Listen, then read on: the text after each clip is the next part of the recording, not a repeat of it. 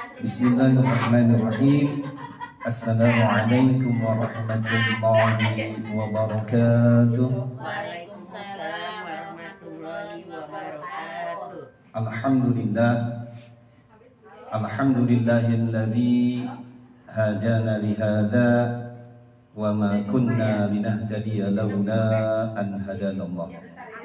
Asyhadu an la ilaha illallah wahdahu la syarika lahu la na'budu illa iyyah wa asyhadu anna Muhammadan 'abduhu wa rasuluhu la nabiyya ba'dah. Allahumma shalli wa sallim wa barik ala sayyidina Muhammadin wa ala alihi wa ashabihi wa man tabi'ahum bi ihsan ila yaumiddin. A'udzu billahi minasy syaithanir rajim. Subhanaka la 'ilma lana illa ma 'allamtana innaka antal 'alimul hakim.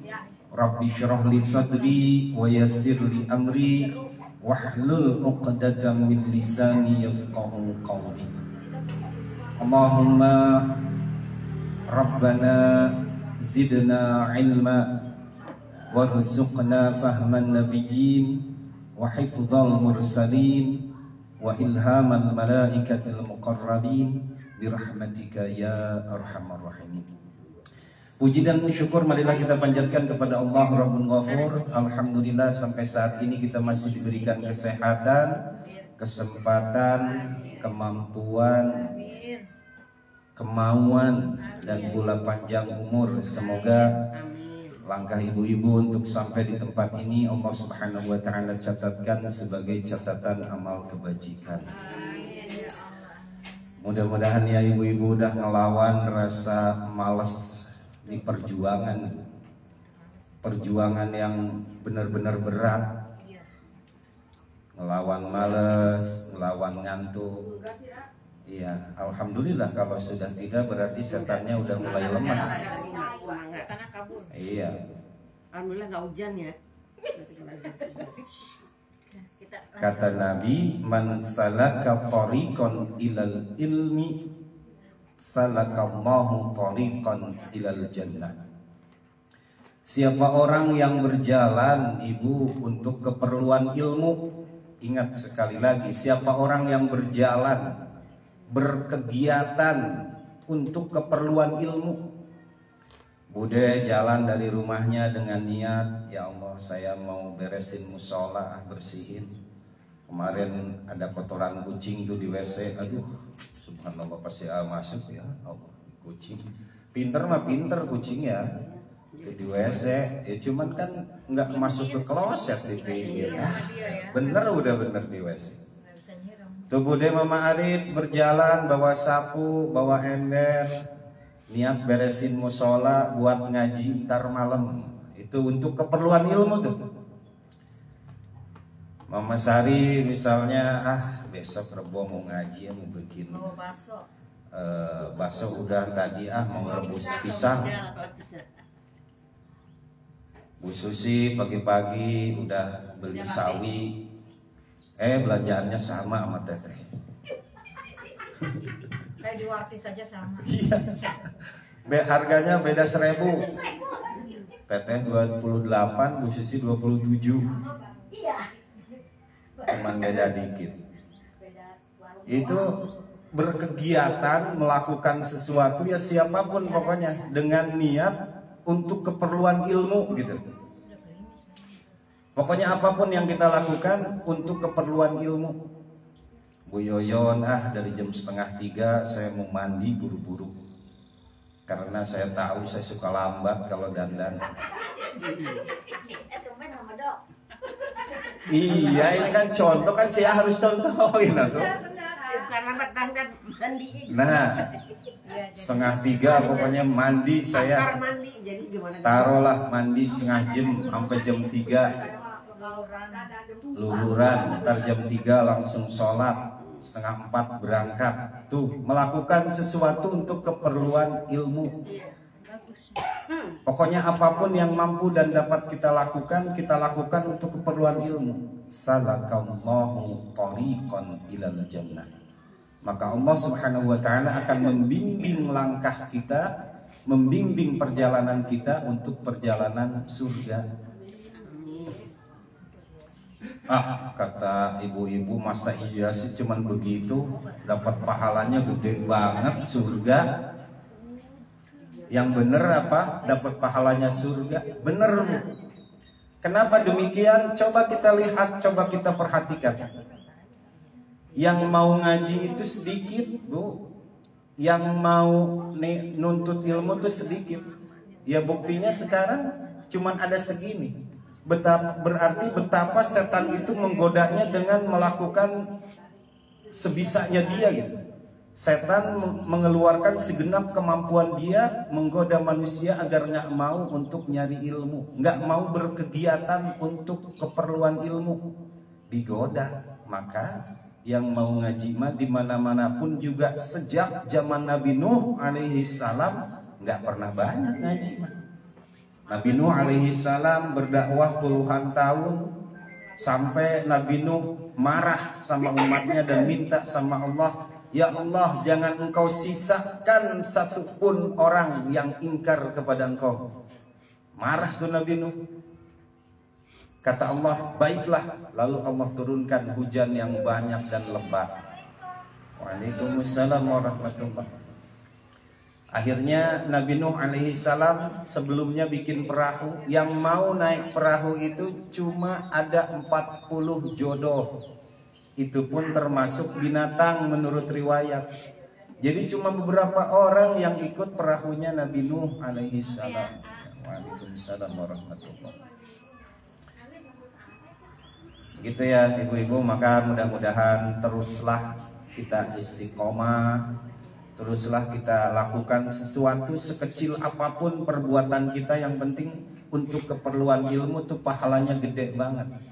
Kalau ibu tidak percaya, ya buktinya kalau memang untuk keperluan ilmu itu selalu aja ada halangannya. Kenapa sih? Setiap hari Rebo giliran ngaji ada aja halangannya. Tiba-tiba datanglah tamu. Tiba-tiba yang hari Selasa kemarin nggak flu, tiba-tiba hari Rebo flu. Yang hari Selasa sehat, hari Rebo sakit gigi. Pokoknya suka ada-ada aja gitu. Gitu ya, maka istiqomahkan peperiheun atau kita yang gede amal ibadah nggak bisa kita lakukan, cik yang kecil. Ibu, betapa banyak pahalanya Bu, man ta'allama baban minal ilmi. Siapa orang yang mempelajari satu bab saja dari ilmu. Ini kita nih lagi sedang mempelajari tentang batalnya sholat. Ibu sedang ngaji tentang batalnya sholat. Sedang ngaji apa Bu Haji? Sedang ngobrol ya Bu Haji ya. Sedang ngaji batalnya sholat. Ya'malu bihi aw la ya'mal. Diamalkan atau tidak sama ibu-ibu. Kemarin kan kita ngaji ya tentang batalnya sholat tuh udah sampai yang ke-7. Ibu-ibu amalkan ataupun tidak, maklum ibu-ibu makan lupaan. Kana afdalu min ayyusalliya al-faraqatin tatawu. Itu lebih baik, itu lebih utama daripada ibu melaksanakan sholat 1000 rakaat. Tuh ibu nih lagi gini nih, lagi dengerin si Aang ngocomang ke sono kemari, lagi ngomongin si Aang bicara, ibu tuh sama dengan sedang melaksanakan sholat 1000 rakaat sholat sunnah. Misalkan ustadznya ngomongin bab ini, setelah ibu keluar diamalin sama ibu atau enggak tuh omongan si ustadz itu, ibu mendapatkan pahala lebih baik daripada 1000 rakaat. Itu keuntungan ngaji gitu. Jangan dikira keuntungan ngaji itu sedikit, emang cuma duduk. Apalagi orang kalau bilang misalnya, ngapain ngaji, makan aja gitu kan. Masa ngaji makan? Lah kalau kita mau hitung-hitungan ya, kalau kita jalan-jalan ke puncak itu kan jalan-jalan, main, makan. Berarti kan nilainya 0. Ini ngaji sama makan, nilai pahalanya ada ngaji. Ya makannya mah wajar, kita makhluk biasa gitu. Kalau masalah makan mah itu mau urusan kebutuhan kita. Setelah ngaji makan ya bagus, apalagi berjamaah. Daripada kita jalan-jalan makan, udah jalan-jalan makan lagi, makan nggak ada ngajinya Jadi nilainya kita masih lumayan. Maka oleh karena itu mudah-mudahan ibu-ibu selalu sehat ya, mudah-mudahan selalu istiqomah, nggak apa-apa. Yang penting mau ngaji sambil selonjoran juga tidak apa-apa. Yang penting kita dengerin, mau ibu amalin, mau enggak, pahalanya tetap segitu. Sama dengan lebih baik daripada melaksanakan sholat 1000 rakaat. Apalagi kalau diamalin gitu. Tidak diamalin aja segitu. Nah baik ibu-ibu yang insya Allah dimuliakan Allah Subhanahu wa ta'ala, saya sering bilang bahwa sebuah ungkapannya, banyak belajar akan banyak lupa. Sedikit belajar akan sedikit lupa. Tidak belajar tidak akan lupa. Kira-kira ibu milih yang mana? Banyak belajar akan banyak lupa. Sedikit belajar akan sedikit lupa. Tidak belajar tidak akan lupa. Kira-kira kita pilih yang mana yang enak? Yang tidak belajar ya? Yang gitu ya. Jadi banyak belajar banyak lupa, itu kita harus pilih yang itu. Kenapa? Ketika kita banyak belajar memang banyak yang lupa, banyak yang masuk juga, banyak yang keluar. Gitu kan? Kalau banyak yang masuk, ya memang banyak yang keluar, tapi banyak juga yang masuk kalau kita perhatikan ngajinya. Yang kedua, sedikit belajar, ya belajarnya sedikit, ya lupanya juga sedikit, yang masuk juga sedikit. Tidak belajar, yang nggak ada yang masuk ke otak, ya apa yang mau dilupain sama otak kita? Orang nggak ada apa-apa, nggak ada yang masuk, cuma kita rugi gak punya pengetahuan. Jadi usahakan yang pertama, banyak belajar, walaupun kita banyak lupa, tapi insya Allah banyak yang masuk juga. Maka oleh karena itu kata ibu, ngaji itu aja, ya emang begitu adanya, karena kita makan lupa. Ya pilih yang nomor 1, banyak belajar, banyak lupa. Juga hari ini adalah hari Rabu tanggal 9 Rabiul Awal 1444 Hijriah, atau tanggal 9 Maulid. Itu insyaallah ibu-ibu punya rencana besok malam Sabtu tuh, malam tanggal 12 kita adain deh maulidan kecil-kecilan, kata Mama Sari, di suasana alam, mudah-mudahan nggak hujan. Kalau hujan gimana Mama Sari, itu bubar gitu? Masuk hujan di rumah saya boleh, di sini iya. Malam Sabtu. Ya jadinya kita tuh kata para ulama, ya ya kita harus berbahagia sehari saja gitu Bu Yoyon, di malam di bulan Maulid ini kita bergembira karena Allah atas lahirnya Nabi Muhammad. Ya kenapa demikian? Andai kata beliau tidak lahir, mungkin kita masih dalam zaman kegelapan. Ibu-ibu juga mungkin gak bakalan hadir di sini. Barangkali ibu-ibu hanya jadi budak belian. Nah maka berbahagia, tetapi berbahagianya karena Allah. Ya insya Allah nanti ya seperti biasa ngaji cuma di luar lah, kita berdoa bersama. Nah gitu ibu-ibu, bagi ibu-ibu yang ingin menyediakan makanan silahkan, ya bawa sekemampuannya, kita makan bersama, berbahagia bersama karena Allah. Baik ibu-ibu jemaah yang insya Allah dimuliakan Allah Subhanahu wa ta'ala, masuk kepada materi kita, yaitu tentang batalnya sholat. Kemarin baru masuk kepada nomor yang 7, yaitu gerakan 3 kali berturut-turut meskipun kita lupa. Salasu harakatin mutawaliyatin walau sahwan.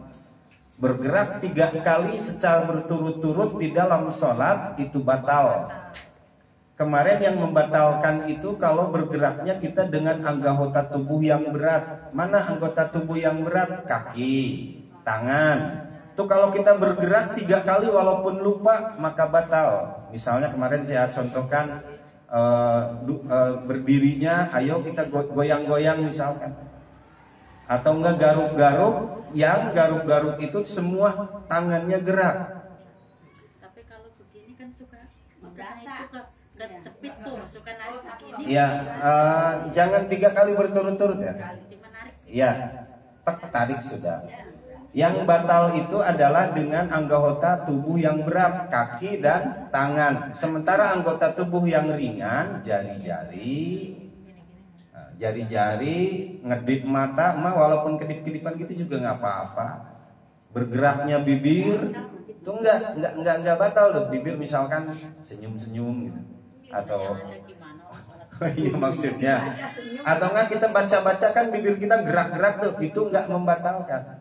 Maka kemarin ketika kita gatal misalkan di bagian pipi, memang itu gatal itu boleh kita garuk, tetapi harus pakai cara kata para ulama. Nah, jadi sekali lagi perhatikan kalau gatalnya di muka, maka kita sedang sholat, ini satu gerakan yang tubuh besarnya, satu gerakan misalkan di sini, gatalnya di sini, ini yang gerak-gerak, ini boleh berapa kali nih kalau yang kecil. Cuman ini gerakan yang besarnya nih, tangan kita nih, cuman satu kali, gini mah, satu, ini mau berapa kali terserah mah. Cuman yang besarnya nih, tuh, itu sekali, jangan gini tuh, mah. Misalkan kita garuk di pantat, ayo aja begini. Iya makanya jangan kayak gitu, sopan. Kalau di pantat, sekali tempelin di tangan besar kita, kemudian garuk pakai jari. Gitu ya, ibu-ibu, itu mesti dipraktekkan. Kecuali kemarin kalau pada berubahnya sholat, misalkan dari ruku ke sujud, itu kan tuh berubah sholat, boleh ibu gerak semuanya.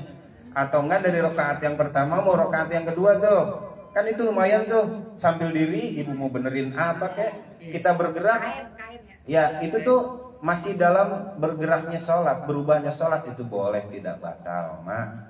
Kedodoran kita suka gitu ya benerin ya mak. Maka besok mak kalau pengen aman mak pakai sabuk, kencengin ya, kalau bisa pakai apa yang kalau habis lahiran deh mak, angkin. Kalau mak pakai korset lah mak, biar kalau lepas. Kalau nggak ada korset, ada tuh bekas tali kolor mas ya, udah taliin aja mak itu. Nah kemudian yang kedelapan adalah melompat dengan keras.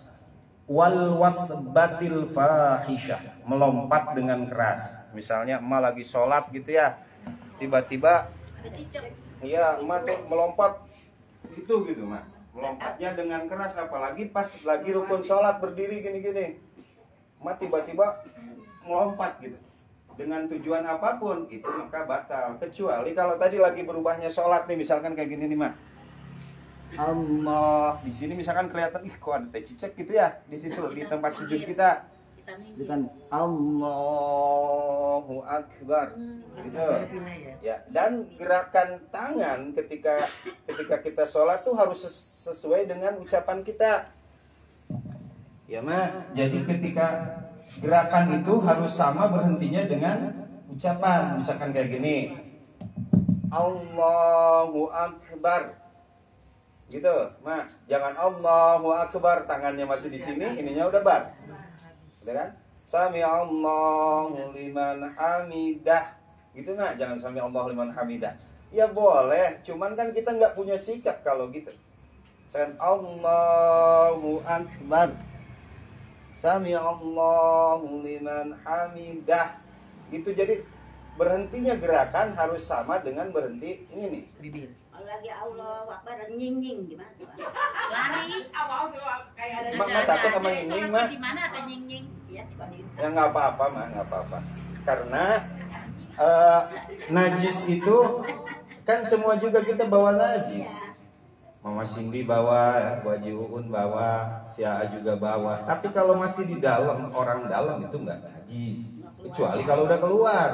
Sama dengan nying tadi, kalau kita kelihatannya nying bersih nih, berarti nggak batal. Tapi kelihatannya di atasnya kok ada kotoran apa gitu. Kalau cuma duduk liwat ya nggak apa-apa. Tapi kalau diem di sejadah gitu, itu kalau lewat dari tumanina ucapan subhanallah maka batal. Kecuali kalau mak diem langsung digebah gitu mak. Oh boleh kita gituin. Ya hus boleh mak, boleh. Asal tidak merubah gerakan yang besar kita. Nah tadi dari rakaat yang pertama ke rakaat yang kedua terutama, apalagi kalau kita jadi imam, itu gerakan kita harus sama berhentinya dengan ucapan kita. Coba si ibu-ibu suka ngerasain nggak kalau si A bawa sholat? Misalkan dari rakaat pertama kedua si A biasanya gini, Allahu Akbar, gitu tuh. Suka ngerasain nggak ibu-ibu? Lalu pada tahiyat terakhir baru ketika emang nggak diri lagi Allahu Akbar, gitu kan? Cuman sedikit. Jangan gini. Yang biasa dibawa sholat sama si A, misalkan sama orang dari rakaat pertama sama yang kedua misalkan Allahu Akbar, barnya udah duluan, dianya baru naik. Kita jadi sanksi nih orang rakaat keberapa gitu. Gitu ya Ma. Jadi kita pun juga lagi sholat dari rakaat pertama kedua, ucapan kita tuh harus sesuai dengan gerakan. Ya sama aja kayak abri hormat, berat misalnya. Kan kadang-kadang kalau saya kan karena kurus ya. Iya. Jadi kalau kelamaan naiknya gitu. Oh iya. Kurus sebaliknya. Nggak apa-apa. Ya, nggak apa-apa Mama Sari. Yang penting kita samain. Lama ya. Sama kayak baju Uun ya. Baju Uun kalau mau diri tuh. Ya. Nggak apa-apa. Untuk bangun kalau bisa, kalau si Aam kan masih muda. Nabi pun juga mencontohkan itu kan, beliau dari muda sampai tua. Ketika beliau sudah usia senja, maka beliau itu memakai tangan, bantuan tangan.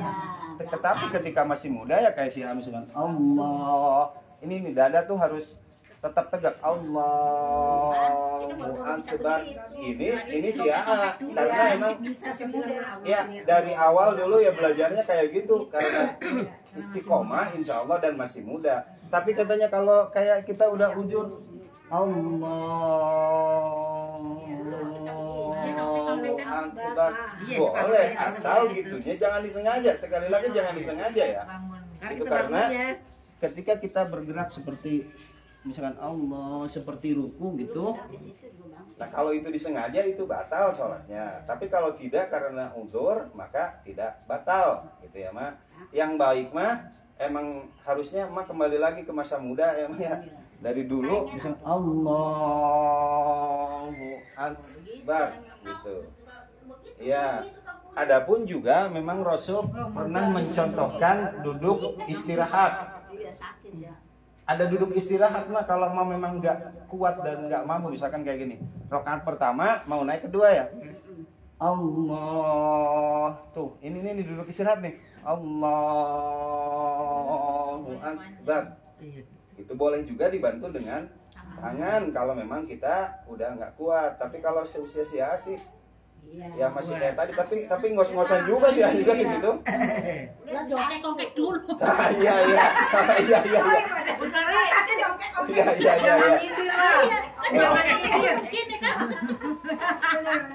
Iya. Paham. Ya. Kalau memang itu karena uzur dan keadaan diri, itu tidak apa-apa. Cuma ibu ingat ya, sholat ini adalah tidak bisa ditinggalkan alasan apapun. Selama pikiran kita masih berada di kepala kita, selama ingat, sholat nggak ada toleransinya, gitu, nggak ada toleransinya. Misalkan naudzubillah min dzalik, ketika kita sakit, ya kan kita mungkin mau sakit atau pernah sakit. Kalau lagi sakit itu kadang-kadang kita kan bukannya ini, kalau misalnya katanya kalau pakai pepes itu gimana itu? Ya, ketika kita sakit kan itu darurat ya. Kalau memang kita misalnya nih masih bisa diwudukan oleh orang lain, silahkan wudhu. Bahasa dong kalau gitu, 1 gelas aqua gelas itu setengah juga bisa wudhu. Karena alat pembersih itu, alat bersuci itu cuman air sama debu. Kalau debu kan nggak mungkin dibawa ke ruangan ke ruangan rumah sakit. Kalau kita nempelin ke dinding mana ada debunya, kecuali kalau rumahnya nggak disapu, apalagi di pesawat ya mana ada debu. Jadi yang terbaik bawa tuh aqua gelas yang kecil, yang wajib aja, yang wajibnya kan wudhu itu cuma muka, tangan, rambut sedikit sama kaki. Ya udah tinggal kucurin sedikit terus gitu. Aqua itu dibolongin, masukin. Oh gitu nggak apa-apa. Ya nggak apa-apa, yang penting basah. Ya kalau dalam keadaan Satu kali berarti. ya 1 kali aja. Ya, yang penting semuanya ini air, terbasah air nih, ini juga nih. Itu terus kemudian kata Mas Ali, kalau memang kita pakai pispot misalkan gitu ya, itu termasuk dawamul hadsi atau uzur. Maka selama pikiran kita nih ingat nih ada adzan, oh ingat nih belum sholat. Apapun keadaan kita, mohon maaf, apapun keadaan kita, walaupun kita nggak bisa wudhu, mau Mas Ali, misalnya nih nggak bisa wudhu, tetap kita niat sholat. Nggak menghadap kiblat, nggak apa-apa, niat aja sholat. Niat sholat. Misalnya, ya Allah, ruku juga nggak bisa dengan gerakan. Misalnya kalau ruku tangan gerakin, ini lagi ruku nih. Nih, ini tidak. Dengan syarat gitu, dengan isyarat gitu maksudnya. Iya, atau udah nggak kuat gerakin tangan, ngedipin mata. Maka sholat mah nggak ada toleransinya. Suatu ketika ada yang bertanya kepada Rasul, ya Rasulullah, saya mempunyai penyakit ambeien. Bagaimana sikap sholat saya? Kata Nabi, kalau bisa berdiri, berdirilah. Wa ilam yastati, kalau nggak bisa berdiri, duduklah. Kalau nggak bisa duduk, berbaringlah. Maka sholat itu nggak ada toleransinya, mentang-mentang lagi sakit ninggalin sholat. Nggak ada. Selama kita masih ingat, kecuali misalnya kalau kita adzan aja udah nggak ingat apa-apa, pingsan, itu masuk uzur sholat. Nah tinggal kalau kita diberikan kesehatan, baru iadah ngulang, baru ngulang. Kalau kita diberikan iadah mah bukan qadha, iadah itu ngulang sholat, memperbaiki, menyempurnakan sholat mah yang nggak sempurna. Walaupun mas saat itu nggak punya wudhu misalkan, namanya itu sholat lihurmatil waktu, sholat menghormati waktu. Ingat nih bahwa diri kita tuh mudah masuk subuh misalkan. Kenapa man? Niatnya sama gitu. Niatnya sama. Kelak kalau diberikan kesehatan, apa susahnya sih ngulang sholat? Nggak sampai 5 menit. Gitu ya ibu-ibu nih, hati-hati. Pada ngulang sholat itu niatnya sama, rakaatnya Sama. Di waktu subuh ya subuh gitu. Oh enggak. Waktu kapan aja. Misalnya nih kita zuhur.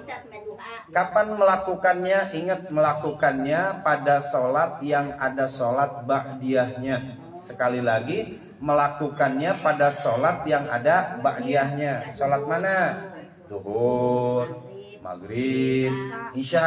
Udah. Gitu mah biar kalau dilakukan orang nggak curiga. Kan sholat ba'da subuh haram, ba'da asar haram kalau dilakukan di banyak orang. Tapi sesungguhnya kalau qadha mah boleh, cuman kalau lagi di banyak orang, orang takut curiga.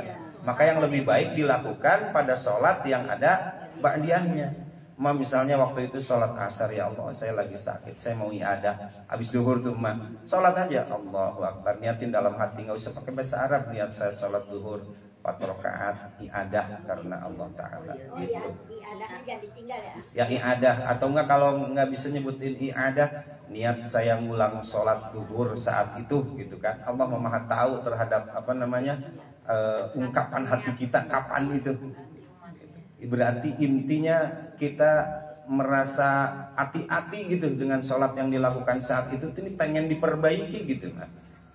Itu ya sebagai tanda seorang muslim yang benar-benar memperhatikan terhadap sholat. Kemudian yang nomor 9 pembatal sholat itu wadharbatil mufritah, memukul dengan keras.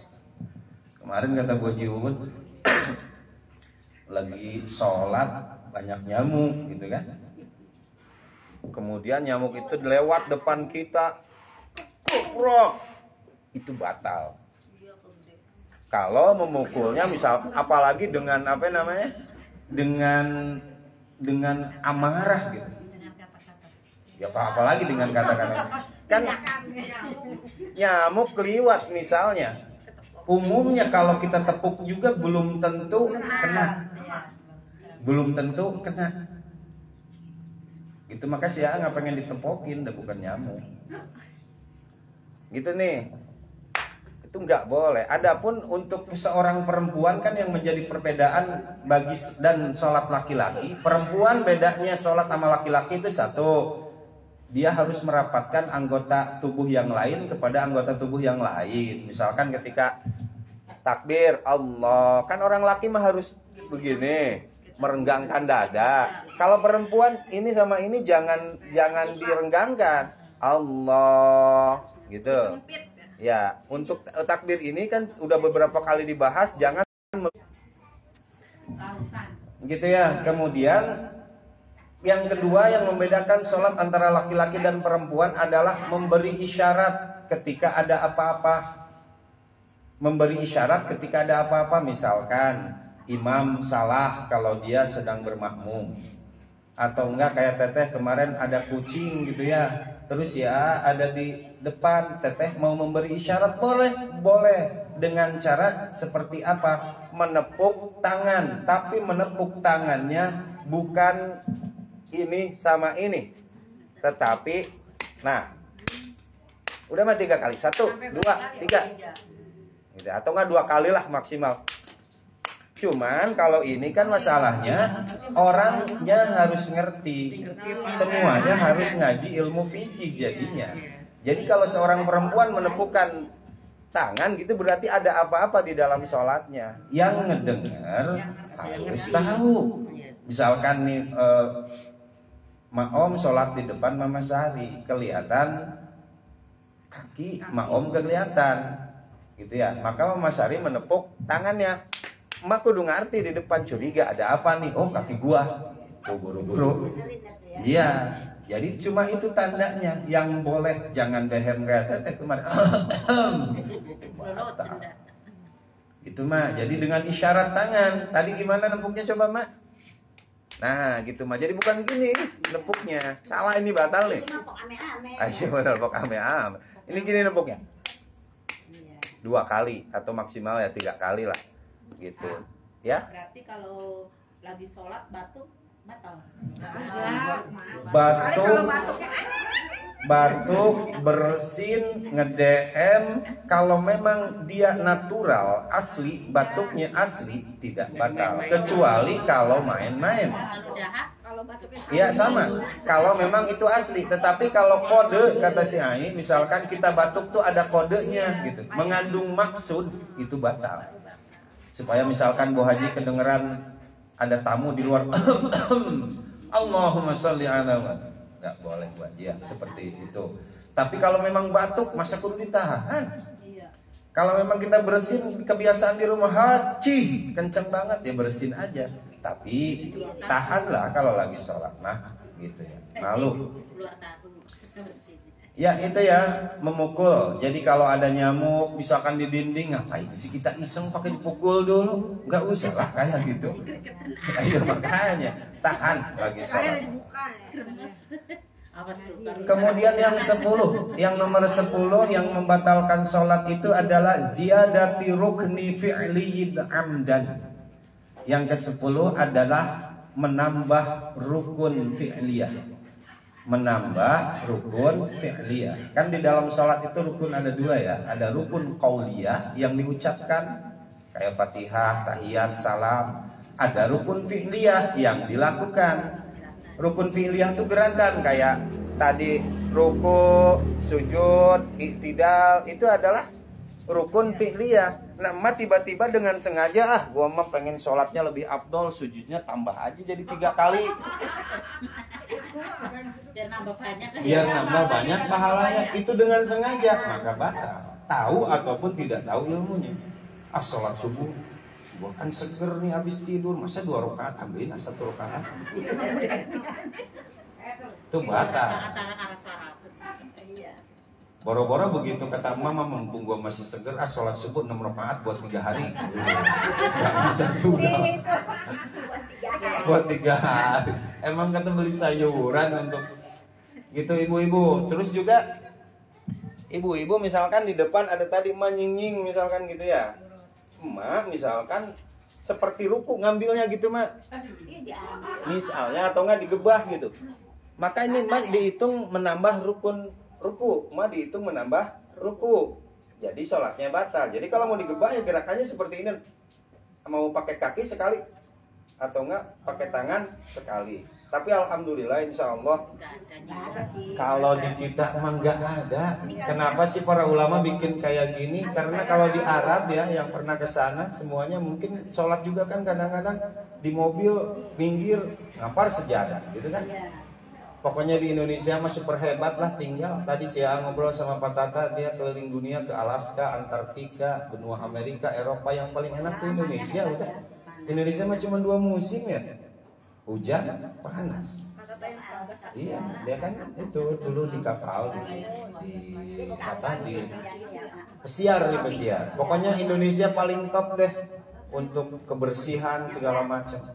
Nah juga ibu-ibu yang sering saya peringatkan kepada ibu-ibu itu adalah menambah gerakan itu takut jadi menambah rukun fi'liyah yang mana mengangkat tangan nih sekali lagi nih saya peringatkan udah sering kali nih. Bahwa yusannu raf'ul yadain fi arba'ati maudhi.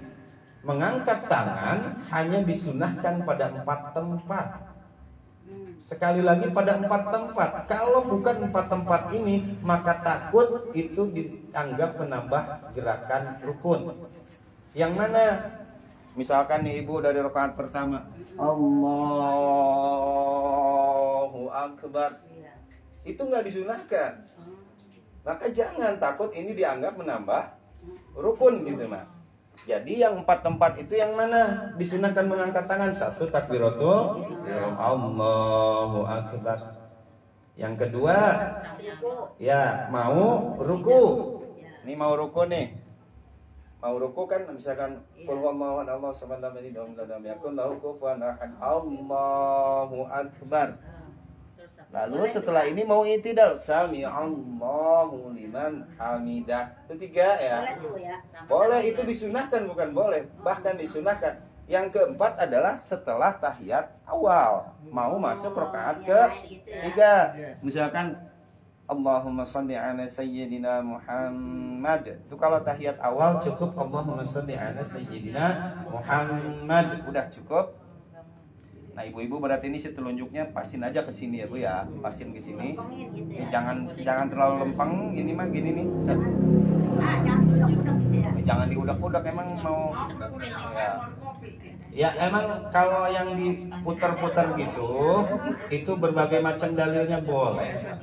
Kan kalau madhab yang lain misalkan setiap mengucapkan nama Allah asyhadu an la ilaha illallah wa asyhadu anna muhammadar rasul. Setiap mengucapkan lafaz Allah dia mengacungkan tangan. Ada lagi yang madhab lain lalu diputar-putar gitu ada. Jangan kita aru-aruin, emang ada dalilnya. Tetapi untuk kita udah diam aja lah, bersikap yang benar aja. Ya. Nah untuk rakaat yang ketiga tadi Allahu Akbar gitu. Angkat tuh baru boleh. Nah selain yang 4 ini, maka jangan ngangkat tangan, nggak dianjurkan. Ya, jadi misalkan dari rakaat ketiga nih mau ke rakaat ke-4, Allahu Akbar tuh jangan. Nggak boleh mah. Jadinya begini aja. Allahu Akbar. Ini posisi tangan gini ya ibu-ibu ya tuh. Ini untuk posisi tangan udah sering kali diulang. Kalau dari mazhab Syafi'i ada 2. Ini tangan kiri di bawah, dipusar, pas pusar, ininya di sini. Berarti kita habis tahiyat nggak boleh begitu ya? Dianjurkan kalau habis tahiyat. Aduh kayaknya mau jadi pabelit ini ya. Tahiyat awal. Ya. Jadi yang dianjurkan itu adalah 1 takbiratul ihram, Allahu Akbar. Kalau emak kemarin umroh katanya di Arab ke orang ketika takbiratul ihram nggak ngangkat tangan, dia nggak apa-apa, ini sunnah. Ada kan orang mah kalau orang yang madhab Maliki ya Allahu Akbar gitu aja. Ada yang begini nggak disip giniin, ada yang begini Allahu Akbar. Ya emang sunnah, nggak apa-apa. Aneh-aneh orang. Tapi di kita yang paling hebat. Nah 1 ini disunahkan Allahu Akbar. Kedua mau ruku. Ketiga setelah ruku. Lalu keempat setelah tahiyat awal. Maka selain itu rakaat yang pertama mau kedua jangan ngangkat tangan. Rakaat yang ketiga mau keempat itu jangan ngangkat tangan. Takut jadi nambah gerakan gitu loh Mak. Karena itu tidak dianjurkan. Gitu ya, kadang-kadang tangan kita suka suka suka refleks. Nah jadi kita perbaiki. Kadang-kadang lupa. Ya, kita perbaiki. Pokoknya ngangkat tangan itu cuma 4. Coba diulang. 1 takbiratul ihram, 2 mau ruku, 3 habis ruku mau i'tidal, 4 nah selain itu nggak boleh ngangkat tangan. Ya walaupun tidak membatalkan, takutnya jadi menambah gerakan. Gitu ya ibu-ibu mesti Tapi kita. kalau melihat orang yang lain semua gerak itu kita ngasih tahu apa enggak? Oh semua. Ada yang terus gitu kita ngasih tahu. Oh, nggak usah Mas Ari. Nggak usah. Kalau mengasih isyarat itu yang vital membatalkan. Kita kan saya tahu deh gitu. Oh, iya. Tapi misalnya kita punya temen nih. Lagi dia sholat semuanya apa gerak. di luar sholat? Ngasih taunya sesudahnya aja. Oh, sesudahnya aja. Ya, sesudahnya aja. Jangan lagi sholat. Kecuali kalau lagi sholat itu yang benar-benar membatalkan sholat, seperti terbuka aurat, atau misalkan dia perasaan nih orang sholat udah 4 rakaat kok dia naik gitu. Itu kalau kitanya lagi sholat ya benerin, tapi kalau kita lagi begitu lagi nggak sholat mah salah tuh lebih rakaatnya gitu. Kalau kitanya lagi nggak sholat peringatin. Tapi sedikit lupanya. Iya gitu ya, ibu-ibu harus saling mengingatkan. Masih lama. Kayak Mama Sari misalkan tadi dari rakaat yang apa ke 1 sama kedua ya emang bangunnya susah ya. Allahu Akbar. Gitu aja nggak usah ngangkat tangan. Gitu Mak. Tapi tadi usahakan ininya Allahu Akbar. Jadi berhentinya gerakan harus berbarengan dengan berhentinya bibir. Itu akan rapi sholatnya. Coba memperhatikan kalau misalkan orang sholat emak di bawah misalkan sama imam. Sabak itu adalah